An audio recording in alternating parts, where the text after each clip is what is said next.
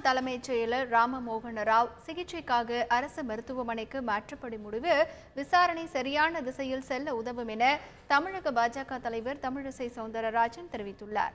Tsunami ஏற்பட்டதின் 12ஆம் ஆண்டு நினைவு தினத்தை ஒட்டி சென்னை மெரினா கடற்கரையில் உயிர் நீத்தவர்களுக்கு தமிழக பாஜக தலைவர் தமிழிசை சவுந்தரராஜன் மலர் அஞ்சலி செலுத்தினார். இதைத் தொடர்ந்து செய்தியாளர்களை சந்தித்த அவர் கட்டி முடிக்கப்பட்ட சுனாமி குடியிருப்புகளை உடனடியாக பாதிப்புக்குள்ளான மீனவர்களுக்கு முதலமைச்சர் ஓ பன்னீர்செல்வம் வழங்க வேண்டும் என கோரிக்கை விடுத்தார்.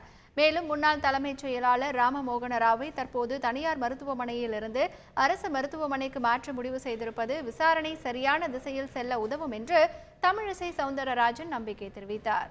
சோதனைக்கு உட்பட்டு இன்று விசாரணை வளையத்திற்கு உள்ளாகி இருக்கும் தமிழகத்தின் முன்னாள் தலைமைச் செயலர் ராம்மோகன் ராவ் அவர்கள் தனியார் மருத்துவமனையில் இருந்து அரசாங்க மருத்துவமனைக்கு மாற்றப்பட்டிருக்கிறார்.